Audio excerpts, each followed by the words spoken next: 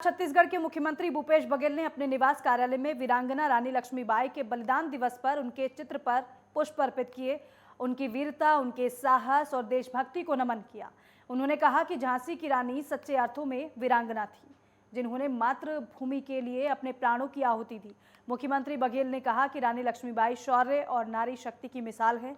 उनका व्यक्तित्व केवल महिलाओं के लिए ही नहीं बल्कि पूरे समाज और देश के लिए भी प्रेरणा स्रोत है।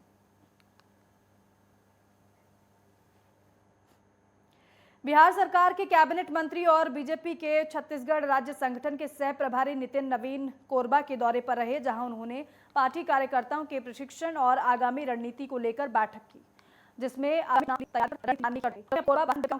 जहां उन्होंने की सरकार को आड़े हाथों लेते हुए गंभीर आरोप भी लगाए।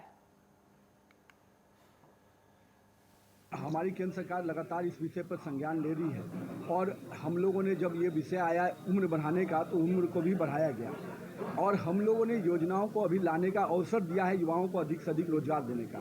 उसमें जो कुछ संगठन है वो पूरी तरह से युवाओं को भ्रमित कर इस प्रकार का आगजनी और कह सकते हैं अलोकतांत्रिक तरीके से उनको भ्रमित कर रहे हैं। ऐसे विषयों पर जहाँ एक और सख्ती से भी निपटा जा रहा है, वहीं हम उन युवाओं के बीच में जाकर एक सार्थक रूप से उनके साथ चर्चा करके उनको जानकारी भी दे रहे हैं कि आज हमारे तीनों थल सेना के अध्यक्षों ने भी स्पष्ट रूप से कहा है कि ये एक बड़ा अवसर है। हमारे केंद्रीय मंत्री रक्षा उन्होंने भी स्पष्ट रूप से इसमें कहा है कि एक बड़ा अवसर है। तो युवाओं के लिए एक बड़ा अवसर है। हम अपने युवाओं को, अपने सेना को फ्रेश करना चाहते हैं और साथ ही साथ उनके लिए नए अवसर खोज रहे हैं। और रायपुर के साइंस कॉलेज परिसर स्थित डीडीयू ऑडिटोरियम में विकास परक राज्य स्तरीय छायाचित्र प्रदर्शनी लगाई गई, जिसमें जशपुर जिले की विभिन्न ग्राम पंचायतों के सरपंचों ने भी हिस्सा लिया। इस प्रदर्शनी में सरपंचों ने कहा कि दुर्गम क्षेत्रों में भी स्वास्थ्य सुविधाओं का अच्छा लाभ ग्रामीणों को मिल रहा है। जनसंपर्क विभाग की लगाई गई इस प्रदर्शनी को देखने के लिए अलग अलग जिलों के जनप्रतिनिधि और ग्रामीण बड़ी संख्या में पहुंचे। इस प्रदर्शनी के माध्यम से छत्तीसगढ़ सरकार की जनहितैषी योजनाओं और कार्यक्रमों से लोगों के जीवन में आए बदलाव और विकास कार्यों की उपलब्धियों को दिखाया गया।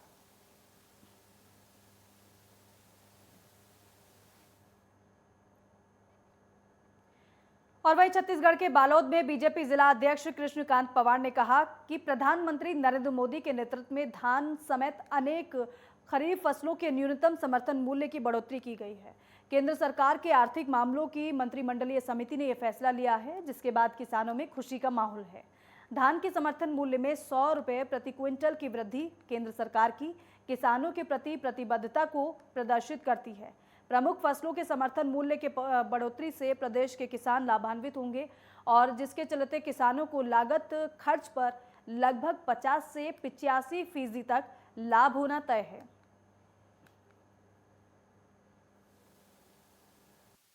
विशेषकर छत्तीसगढ़ में हमारे किसान भाइयों के द्वारा धान की मुख्य फसल छत्तीसगढ़ को मानते हैं। चावल का कटोरा जिसको बोलते हैं, धान का कटोरा भी बोलते हैं।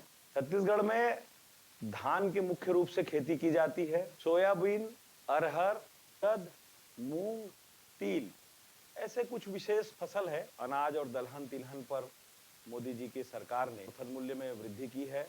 आज जो नरेंद्र मोदी जी द्वारा, केंद्र सरकार द्वारा किसानों के समर्थन मूल्य में जो वृद्धि की गई है, आदरणीय नरेंद्र मोदी जी का तहे दिल से धन्यवाद अर्पित करना चाहूँगा कि किसानों के जो समर्थन मूल्य में जो 100 रुपये की वृद्धि की है और साथ ही अन्य 14 फसलों में भी समर्थन मूल्य में वृद्धि की है, उसके लिए मैं तहे दिल से आभार व्यक्त करता हूँ। और वहीं एक और केंद्र सरकार लगातार किसानों के आय में दोगुना करने की दिशा में कारगर प्रयास कर रही है। केंद्र सरकार द्वारा किसानों के लिए राज्य सरकार को पर्याप्त खाद उपलब्ध कराई गई है।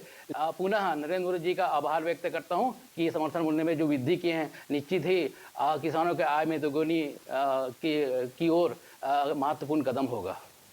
और छत्तीसगढ़ के जगदलपुर में छात्रों को शैक्षणिक भ्रमण के लिए संसदीय सचिव रेखचंद जैन ने हरी झंडी दिखाकर रवाना किया। शहर के मां दंतेश्वरी के दर्शन का ब्लॉक दरभा से स्कूली बच्चे और शिक्षक ने प्रस्थान किया। इस दौरान उन्होंने बताया कि सीएम बघेल के प्रदेशव्यापी से भेंट मुलाकात कार्यक्रम के दौरान दिए गए निर्देशों का जिला प्रशासन के द्वारा त्वरित अमल किया जा रहा है। बता दें कि मुख्यमंत्री के जगदलपुर प्रवास में स्वामी आत्मानंद स्कूल का निरीक्षण के दौरान बच्चों से स्वामी आत्मानंद के बारे में जानकारी ली और छात्रों को शैक्षणिक भ्रमण करवाने के निर्देश अधिकारियों को दिए थे। सीएम के निर्देश का पालन करते हुए स्वामी आत्मानंद स्कूल के बच्चों को आज शैक्षणिक भ्रमण हेतु नारायणपुर जिला स्थित स्वामी विवेकानंद आश्रम और अन्य स्थल के लिए रवाना किया गया।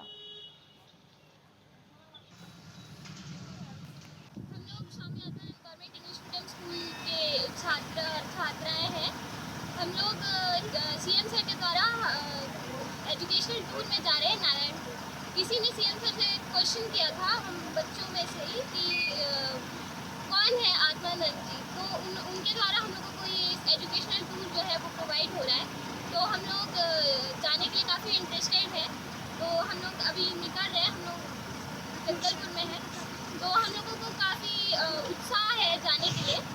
हम लोग काफ़ी खुशी से जा रहे हैं ये एजुकेशन टूर में। ये हम लोग के स्कूल की फर्स्ट ट्रिप है।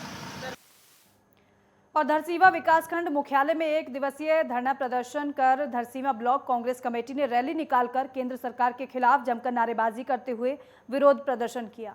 प्रदर्शन के बाद ब्लॉक कांग्रेस के पदाधिकारियों और कार्यकर्ताओं ने तहसीलदार को राष्ट्रपति के नाम ज्ञापन सौंपा।